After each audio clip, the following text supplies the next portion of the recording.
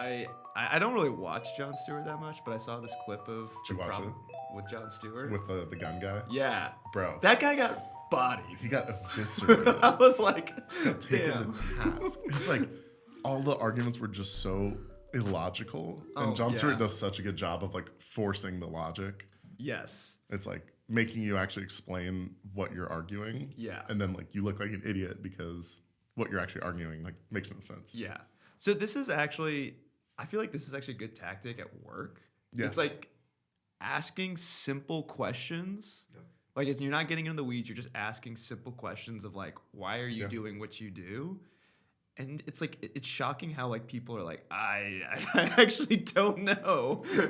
Or so many times it's like, oh, I saw it get done like this once, and so Yeah. like I've just been doing it for 5 years like that. Or it is. Well, I guess there's a whole fundamental like business model behind this called like first principles thinking. Yeah. I don't know if you've like read into that at all. So it's basically like, if you're thinking through, it's kind of I would put it in that camp of like Elon Musk fanatics. Yeah. Believe he's like a first principles thinker, because it's like, oh, instead of building a car company, let's rethink what a car is. Yeah. So it's like, let's get down to the deep roots of like a car is a vehicle that takes someone from point A to point B, but there are Right. no rules around that, right? Yeah. So like we can build it from the ground up. I think that's also like a fun way to reevaluate like your strategy in a given moment. Yeah. It's like, well, what's like the core? What is like the most stripped away thing that we're doing? Right. Well, that's a good way of, I think, challenging the status quo, Yeah. which I think that's where good innovation comes from. So what's like Expedia's first principle? I don't think they have a good first principle. Yeah. So that's tough, right? So I actually I think Verbo, I think Airbnb is pretty good at being like maybe thinking of the first principle. I think so, yeah. I think Verbo, I think there's good ideas tossed around, but I think there is a little bit of a let's see what Airbnb does. Yeah. Because if Airbnb does it and you know what works and what doesn't work, and Verbo is a profitable company, Right. I think people are content with being second best, and it's like generates money. Well, and like I don't think you have to do too much crazy stuff, but I think where it gets really complicated is like Verbo's first principle I think makes sense, right? It's like shared space. Yeah. Like that's pretty much it at its core. Right. But Expedia is like it's too big. Like, Yeah. There's no, and I think that's where it's so hard. Like, how do you run a big company like that when you have 9 first principles all working? Like, there can't all be alignment across Right. those. Like, you can't be a travel agency and a home share group and So I think, well, I guess Expedia's first principle, I guess I don't think of it as they're rethinking travel. right. I think what they're doing is they're rebuilding an ecosystem. So you've got Verbo, which is like your vacation rental category. You've got flights, you've got hotels, you've got all these things. They're trying to basically put it all together rather than they've been sort of separate brands and entities. Which is cool because then you're a one-stop shop for booking a trip. Exactly. That's like your first principle, right? Yeah. And there's actually a cool program they're releasing. It's going to be called One Key. This is also public, so I'm not revealing. Bye. But basically, if you book a Verbo, you can get loyalty points, and then you can use Okay. that to book a flight or book a hotel. That's huge. And yeah. So I love that because that's what my Amex card does. Like if I book through Amex, so I'll find a flight online and then book it through Amex just because you get quadruple points for using their platform. Right. Yeah. Yeah. I feel like your organization is just completely about first principle. Well, but it's also helpful because it's lean, right? Yeah. But one thing I have seen at startups, some of the best advice I ever hear from former founders or investors and stuff is focus is the most important thing in any young company. And one of the biggest risks that most people take is saying oh, well, we're doing okay in this. Let's try something new and spin off a different product or whatever. And before they've really mastered that vertical. Right. So it's actually been a risk for what's been interesting is a lot of funders will come in and be oh, we'll give you $2 million, but we really think you should expand to a new city. Yeah. And we're well, sure, we could. Right. We could go do that, but we haven't had this thing figured out yet. Yeah. So, but then a lot of people will just take the money and run and go with it. Yeah. I watch a lot of Shark Tank. Yeah. And this is actually one of the things they talk about is I think some people, they just try and scale as fast as possible. Oh, for sure. Because it's a huge revenue opportunity. Yeah. But they didn't really understand how to run the business in this one microcosm environment. And so they have all these massive issues like now at scale. And then they're burning cash. It's crazy. Left and right. Because you're investing in R&D and new hiring and like, marketing a new product and stuff like that. It's kind of crazy. I feel like scale's overrated. Scale is massively overrated. I think we have forgotten about the value of just like consistent small businesses that provide a positive impact on like their employees and their customers and their ownership and the community. Oh, like, for sure. Don't you also feel, I'm going to get a little philosophical here. Yeah. Don't you feel like people equate success to scale? Yes. Like, I want to be president because I have power over this. Right. Or like, I want to be CEO of this giant company, or I want to basically like have this influence at scale. But it's like, I don't know, you could be a teacher and making a difference in this one school with all these kids, and it's like, that's incredibly successful. It's huge. And I think it's about like how you define impact in your life. Yeah. I think it was like Walden or something where a quote was like, if you, like a man who tends his own garden well for his entire life is a successful man. Right. Right? It's like you did something super well in your own domain and you put like care and attention into it. You did it right. That guy's just lighting up. It's like, hey, buddy. But yeah, it's interesting. I don't know, because I feel like quality almost always decreases with scale and quantity. And there's like, I guess there's two parts to it. Like the venture capital piece is crazy. I want to get back to that because the Silicon Valley Bank thing is fascinating. But just like this is a hard part for, I think, also nonprofit leaders too, because it's also this like, oh, it's not just I want to have as much power or have the biggest product ever. It's like, I'm going to save lives. Like, I'm a martyr. Like, I'm a hero to these people. Yeah. I had this like crazy experience. So I did this social impact boot camp thing in LA right after college. It's like kind of what pushed me into this field in the first place. But this guy was speaking and he had basically started like a financial literacy savings program for small villages in South America. Yeah. So he would like go down there with a team. They would help people set up like banking infrastructure. And, like, kind of bring them into modern finances. That's pretty cool. It was cool. It was kind of like Kiva, if you know about it, like kind of micro lending, micro financing, but also enabling people to like set up their own local economies. And so he got like obsessed with it. And then he was like trying to grow it, but like it's hard to make money because they didn't have a great business model. But he was like, we have to serve more people. And so he was like spending nights in the office alone. He was like going to South America with his team, and his like wife left him and his kids hate him.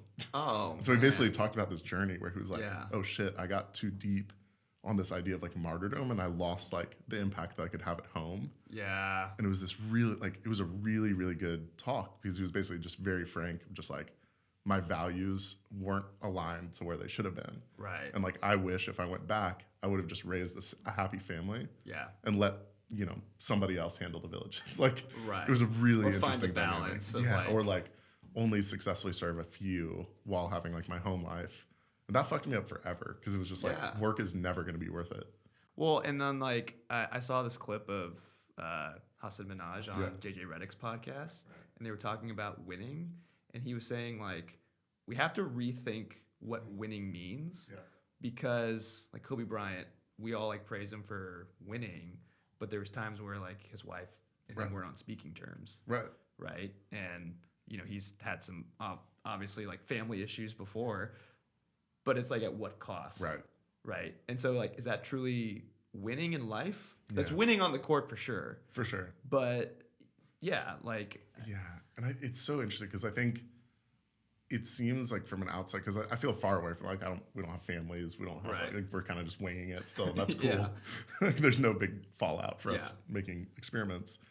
But so I was like watching the golf Netflix documentary. Yeah. And it was, like, okay, I don't feel bad for professional golfers. Like, that's my dream job. You go to like beautiful places, spend the weekend with your boys, playing some golf, winning millions of dollars. But when you look at the like PGA Tour schedule, or like especially a struggling pro who's trying to make ends meet, you're pretty much traveling or gone like 220 days a year. Yeah. And so the idea of like, even some of the like really rich, successful golfers that were getting interviewed were like, oh, I've missed every recital. I've missed every birthday. And it's like, I'm doing this to maximize my earnings in my window of a professional athlete so I can have like my family be successful. but it's like at what cost to like losing 15 years of your kid's life? Right. And it's also like, I guess the top golfers, they're probably making enough money to where they don't need to really be doing it. Right. But then like what's enough, you know? Well, okay. I feel like enough in some people's mind is like, you actually have enough. Right. If you don't like live like beyond your means. Yeah.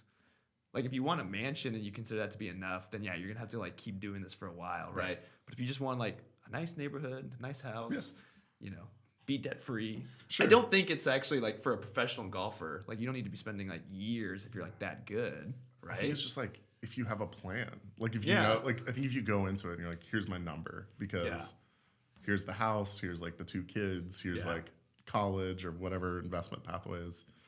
But I don't know if I think people are just like, it's lifestyle creep maybe. Yeah. I think like to your point about winning though, it's like addiction to winning. Yeah. Like you're competing. You have to like you can't win unless well, some people are savants, but like most of these people are fucking addicted to trying to win. Yeah, for sure. And so it's like, well, I won 1 major. It's never enough. Yeah. It's like, well, that was 8 million, but like I'm on my game. Yeah. You know? Or like I feel like when people increase their wealth. Yeah. Right? It's like maybe they've achieved a wealth they thought they normally wouldn't achieve. But now you're with a class of people who are like, there's always someone with more money. And you're like, oh, well, like, I gotta get that mansion. I gotta get that helicopter. I get that whatever. It's crazy. I actually think that was one of the best parts about moving to New York is that as soon as I got here, I realized I would never win. Like no matter what I do in my entire life, I will never be on top of New York City. Like George Soros is probably on, like he's got $30 billion, you know? Right. But like, but maybe that's a fundamental thought difference. Right.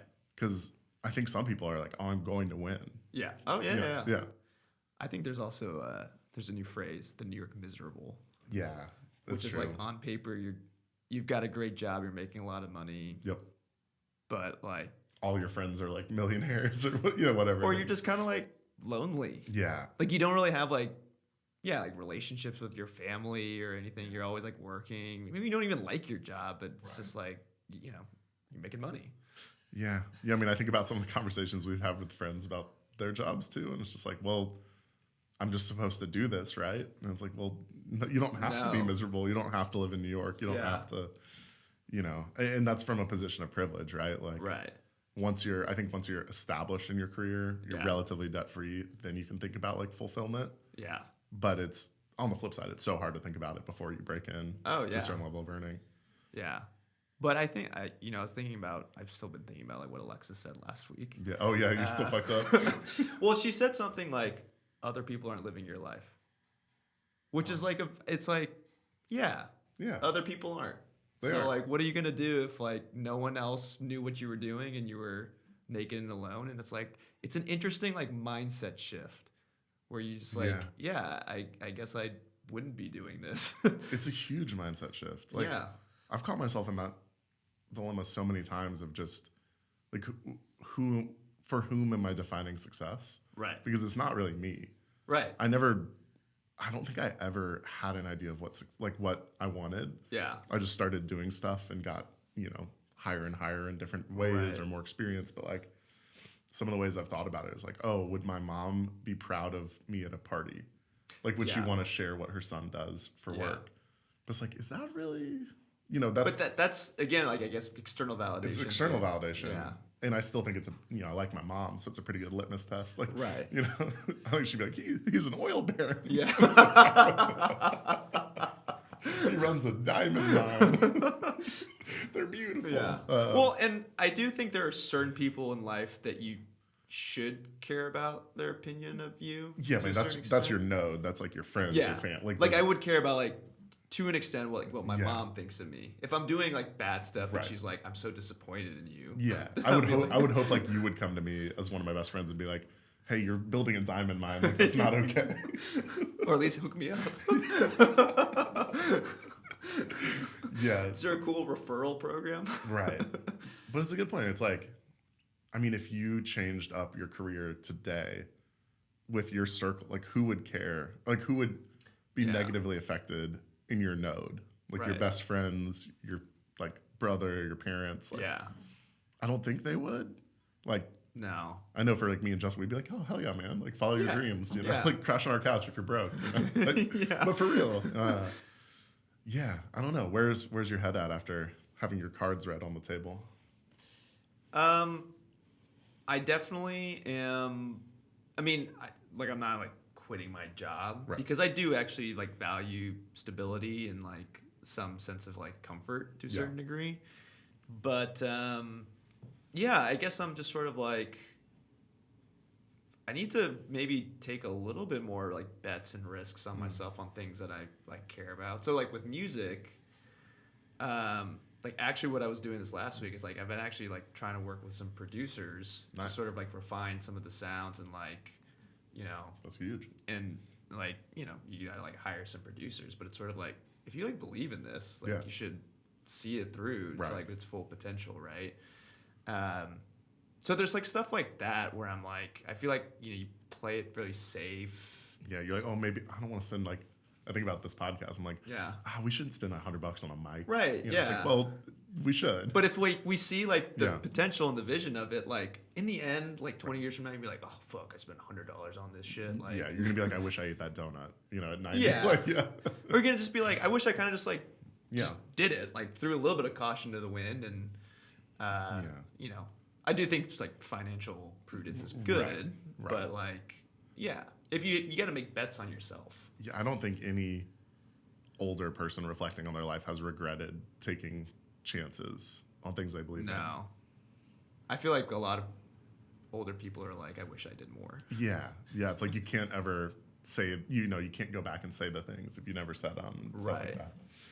Yeah. That's interesting. I like that you're betting on yourself. That's cool. Yeah. Shrey Panda on Spotify. 2.0. Also from like maybe just outside of like a career standpoint or like I'm also just like trying to get out of the mindset of making decisions based on what other people might think looks good. Yeah. And that's in anything. Like, should I, you know, dating or, you know, what career move, what job I would want. I feel like my entire life has always been about like, well, I think other people will think this looks good. Yeah. And now I'm like starting to catch myself and be like, okay, this isn't really like my genuine thought. Right. This is what I think other people will think. And then it's like, okay, well, what am I going to do? So I don't know. It's a helpful exercise to go through. It's super helpful. But it's so hard. And I think like the more insecure I feel in my life, the more I care about what people think about me. It's a vicious cycle, right? Yeah. Like even sometimes I'm like, I'll catch myself sometimes going to the gym and being like, ooh, I shouldn't do that one exercise because I'll look silly. Yeah. And that guy in the corner is like kind of looking my direction. Yeah. And I'm like, he doesn't give a fuck. No. Like, the average stranger has like 7,000 synapses going at once. Oh, like, yeah. Especially in New York, man. Like we see crazier shit on the sidewalk. Oh, yeah. Every walk than we're going to see, you know, and it just goes in one ear and out the other. But yeah, you can, like your mind gets caught in those loopholes of just like, oh, well, maybe I shouldn't do the thing that I should be, you know, like, that I want to be doing because somebody else might think this way about me. Or even like speaking up for like at a restaurant, like, oh, they like put extra fries and I didn't want fries or something. And it's like, why don't you just say, well, okay, if you get extra fries. Well, okay, maybe like if they gave me fries and I asked for like a salad instead. Shrey's kind of monster. It's like, send it back. I ordered the 6-piece chicken nuggets and you gave me 7. I'd like to speak to your manager. You bitch. But I get that for sure. Yeah. Oh man, wait, let's talk about venture capital. Yeah, give me your take. So the take is back to this idea of growing too fast, I think. And like, oh my God, man.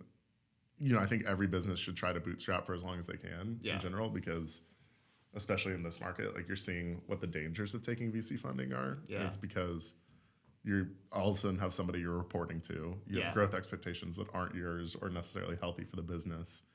And you're constantly paying up, like to pay back, because they're not investing in you for like a consistent 14% return every year. They're investing for like 1,000x return. Yeah. You know? So okay, what is like a typical deal in Silicon Valley? So it depends on what point of the company, right? So the general sense, right, is that early deals So the earlier you are in the funding cycle for somebody, your money is worth more because it's more catalytic. Like me giving you 10 grand to start your dream is a lot more impactful than you having $1 million and me giving you 10 grand, right? Yeah. So early money means more to startups. Any dollar helps. Any dollar really helps. And so most companies, when they're starting, will have this first round that's like friends and family or angel investors is what they're typically called.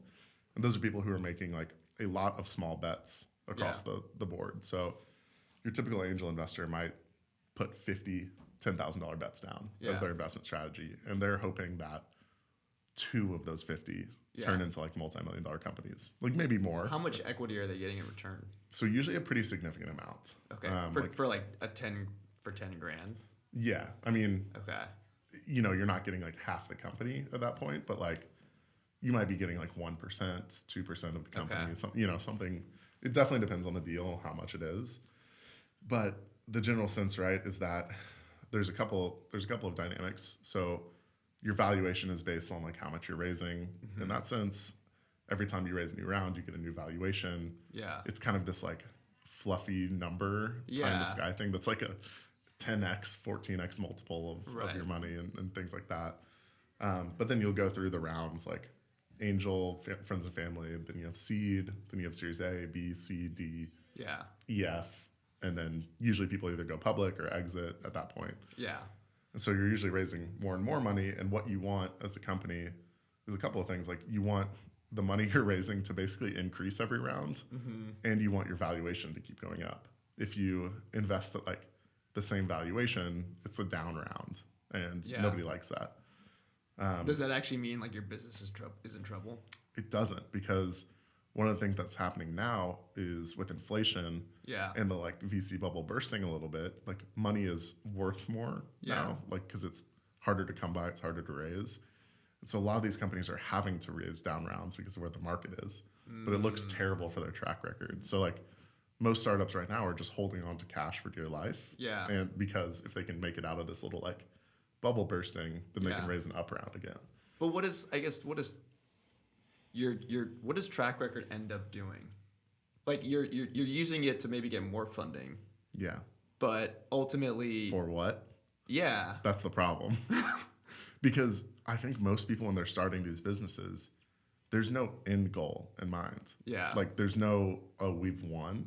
And the way that VC funding works is like there is no, because somebody's holding the bag at the end of the day. Yeah. Right? It's either going to be like when this thing falls apart, it's either going to be the Series D financiers. It might be the public shareholders if you go public, right? Like, unless you're Amazon, right? Yeah. Like there's no winning. Right. And so what they're hoping, right, is that there's an exit event that provides enough liquidity to pay out all the investors for what they owe. And so they usually do a waterfall payout, which is crazy. So like, let's say you've raised $50 million and you sell the company for $100 million. You use that money to first pay the first investors, and then the second, and then the third, and then the fourth. Okay. Like based on their preferential shares and their restricted stock deals. And then you pay like C-suite, and then you pay employees. And so one of the problems is like you see these companies getting sold for like $130 million. And you're like, wow, that software engineer must have gotten rich. They've been there for 10 years. They must have a lot of stock in the company. Well, based on their valuations, if they were valued at like 110 million at that point, kind of ran into some growth problems and had to take the company for a sale. After they pay out all those investors, after they have like a cash deal for the CEO for navigating the deal, the employees aren't getting paid out. Oh, interesting. So like the first startup I worked at, Ray, is like I had, 8,000 shares or something like that of like Series A stock. So like basically free shares. I paid like $2,000 for them or something when I left the company. And it got sold to another company for like $40 million, but they had raised like 30 million up to that point. Yeah. And so all the employees got nothing. Damn. Yeah. So, okay, how much equity is given up along the way? Most. So like more than 50%? Yeah. Damn. I mean, and that's where it depends like on the founding team. Like, I think the more successful people that you see like really hit it rich are the ones who held on to the majority of their equity and didn't fundraise unless they absolutely needed to. Like I think the best fundraising strategy is like to bootstrap as long as you can, to have some sort of like revenue model early on that drives like relative profitability for growth, and then only to fundraise for catalytic change. So like, if that's where true fundraising is effective. It's like, oh, if we bought a second warehouse, we could half our costs of overhead, double our revenue, and it would be an upfront investment of $1 million that we don't have right now. That's like a good fundraising strategy, because you're like, I'm going to take that $1 million. It will long term drastically affect our business positively. We don't have the capital right now. So we're going to bring in an outside source to take a cut of the deal. The problem is most people just fundraise because they're running out of money. And so they go to their next round. So, okay, you're starting a company tomorrow. Right. Let's say it's an app. Yep. It's an app that does something. How are you growing this business? Are you going the venture capital route? Are you going to try and just be scrappy and scrounge up money and just do this slowly and not have money necessarily for yourself? So the first thing I would do is be rich independently. Funny enough, that is one of the bigger indicators of success in startups, is being independently wealthy. Yeah, not having to take money from someone else. Yeah, and if your company's like 5K in the hole, a lot of times that's early on what's going to like make or break you. And if you're just paying that for yourself, like whatever. But let's say you're not. Be a white man. I'm serious though. Like these are the true indicator. Like white men get way more funding, way more opportunities, and have like a less rigorous process than any other group. So like this is if you're going down the funding route though. Yeah, or just I think making deals or banking in general. Right. Sure. Yeah, but like the first thing I would do is be a rich white man. Yeah. In this, I wish the system was different, but this is how you would play the system. But practically, I think what I would do is like start really small and test small, so that you're doing a lot of user testing like at low cost. You're doing a lot of stuff yourself. You're building out kind of like different revenue models like at a very low level. Yeah. As much as you can, you're like bootstrapping this. So like you're using your revenue to pay back into the company and not like taking out credit card debt or loans or anything like that. I really would look for like friends and family money. So that's the other part about like being independently wealthy, is that like you probably have a rich network of friends that can come into this. So it's like it's tough. Like if you don't have those things, then when you're looking at this, you're like, what are my routes for funding? And it's typically then one, going into debt, or taking venture capital funding. And so if I were to take venture capital funding, first of all, like you have to have, I think, some sort of like model to show them. Like I think in 10 years ago, it was a lot easier to be like, we're going to be an app. And people would be like, here, take my money. Like the app market is huge. Right. Like, now I do think you have to show like a little bit of traction. You have to have a pretty compelling business model. You have to define your market more aggressively than just like the app market. Like I saw like a pitch deck. America, this is my market. For real, like I saw a pitch deck from like a 17-year-old she's like did a TED talk and stuff. I was like helping her meet like a web developer for a contract role. But her pitch deck was kind of like, I'm going to build an app. The app market is $132 billion a year. And it's like, okay, garbage. Yeah. And it's like, I think it's worth telling people that, right? Because it's, you're not the app market. You're not going to win the app market. Right. But if you want to win the financial literacy app market, that's like a $3 billion total addressable market. So it also tells investors like, what's your top best case in scenario? Being like the leader at 20% market share of a $3 billion economy, which is $600 million a year in revenue. Yeah. It's like, okay, cool. Damn. So anyway, but like you have to show that projection, and then I think show like what scale looks like, what user growth looks like. People really care about things like, if you're a consumer product, how much time are people spending on it? Are they coming back? Are they coming back daily, monthly? Yeah. Daily active users. If you're an enterprise product, it's who is this for? Who's going to buy it? And like what customers do I have now, and what customers will I have if I get money to spend enough to build this thing that this other company wants? Yeah. It's like where I think Blake is probably going to be pretty successful. Yeah.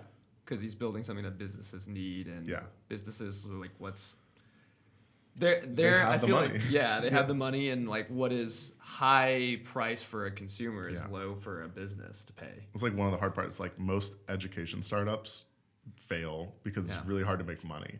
Yeah. Because most of them get to a point where they've built something amazing, and then people are like, okay, make money on it. Yeah. And they're like, well, shit, who's going to pay? And then first they're like, schools. Schools are like, we don't have that much money. And then they're like, okay, teachers. And teachers are like, yo, fuck you, bro. Like, you think we have money? Like, I'm paying for crayons. Like, I'm going broke. And then they're like, okay, parents. But it's like, okay, then you're, for private schools, sure. Public school parents, probably not. And then maybe you lose like the purpose of what the startup was. Exactly. And then it's, oh, we sell student data. And that's what most ed companies end up doing. Yeah. It's like, Raise Me that I worked at, like, because we didn't charge anybody, we sold student data to colleges. Yeah. Fuck. But like, that's how you made the money. That's how you did the thing. And like, they were getting that data anyway. We were just the ones giving it to them in a better way. But most companies end up in some sort of data selling route. And then the true piece is like, you sell to like districts and states because that's where like the big money and the big budgets are. But you have to have a certain level of scale to be compelling for them. So like, and you have to have like, SLED salespeople make like $1 bajillion. Yeah. These like dudes who are like 50 and know the like, the board of education or the board of supervisors for like Montgomery County, Alabama. Yeah. Those dudes make fucking bank. Really? Yeah. And you're just like, you make like one sale a year to a school district. And you're like, cool. I have a question for you. Okay. Out of all the jobs that we've interviewed so far, and let's say you had 1 month to do one of these jobs, what do you think you do the best at? Oh, okay. I think it's two questions. You can't pick account executive. Yeah. You just do that. I think there's best at, and then the one I would want to do. Okay. Ooh, I gotta think through. We've actually interviewed a pretty good number of people at this point, which is fun. I think I would be the best at like Michael's job, like data science and visualization, and like narrative storytelling. Because like I am good. I'm actually good at that shit, and I like it. And I like did a data analytics boot camp and do a lot of like data storytelling in different jobs and stuff like that. And I think if I like really dedicated some time to polishing my SQL in R and Python or whatever, I could do it. And like be more personable, so like stakeholders would be like, "Wow, like, this guy can present. So, like this guy can actually talk." Yeah, which I think is a huge skill, like translating nerdy shit into like layman's terms. I think the one I would want to do the most, model. That's the one I'd be the best at. What about you? Dude, I think model would be like one of the last jobs. No, model would actually, it would hurt my soul. Yeah. Like, I think acting would be fun. Acting would be, you would be a good actor. I've seen Justin and Shrey go to Chick-fil-A. Oh, I do have a insert clip. Before I forget, I do have another movie quote for you. Oh, fuck but I will do that afterward. Yeah, model, I would just be like, someone who maybe is already a little bit insecure. Right. I would be like, just blow those up. Oh my God, like I can't even do the right exercises at the gym without feeling judged. Oh, like, yeah. Bro. I think I want to say like software engineer. I think I could be good at. I like building. Yeah. So I think there's an element of that. But if it's something like non-tech related. Right. I think I would like astrophysicist. I mean, it's pretty cool. Serafina's been balling. Yeah, I think those concepts are very, very fascinating. Yeah, shout out Serafina for publishing her novel. Yeah, I think the ones I would not be as good at would be like nurse. Yeah. Chef. No. Nuclear engineer. No. Dude, it's kind of like most of the people we've interviewed have been very high stress positions. They have, yeah. Yeah. I mean, what are low stress jobs, I guess. But yeah, I don't know. Yeah. Sommelier would be fun. Sommelier would be really fun, I think. Actually, no, sommelier, I think sommelier would be the most fun. I think teacher would be tough. Teachers have a hard time, man. Yeah, you have to deal with kids. You gotta basically be like a social worker and a coach and a instructor all at once. You gotta like make learning fun. Yeah. And a lot of learning sucks. I'm just kidding. Concert violinist coming up. Yeah. Definitely not me. Yeah. Maybe you. Dude, being a concert violinist is tough. I don't know. Parts of it look really fun. Like, yeah. I saw the clips of Alexandria on the Fallon show this week with like Questlove. It's like, that's dope. Like, Yeah, that has to that's be so cool. fun. But like grinding it out with like 8 orchestras a week or something. See, that's the thing is like I think in orchestra there's a lot of I think rigidity Yeah. to playing in orchestra. Like Right. the way you play, the way you protect your posture, you sort of hold true to the pieces that you're playing. Yeah. It's not really about like you as an individual. You're playing as sort of like a unit. But I think like that playing with the roots. That's it. That's like you're just having fun. Right. This is music at its finest, right there. I have heard like it definitely varies. I'm interested to get her take, but I've heard it varies a lot by instrument. Like being a French horn player, like, Yeah. you're fucked. Like it's just not in demand. It's like there's no crossover. Like violin, right? There's crossovers to hip hop that you've done. Yeah. There's crossovers to like movies, like Violinists are the prima donnas. yeah, like French horn. Like you're in a jazz band somewhere. Yeah. Still one of the ones that I really want to get on the show is athlete. So Yeah. we got to work on that for sure. But yeah, man, You want to hear my movie quote? I do. As long as there are those that remember.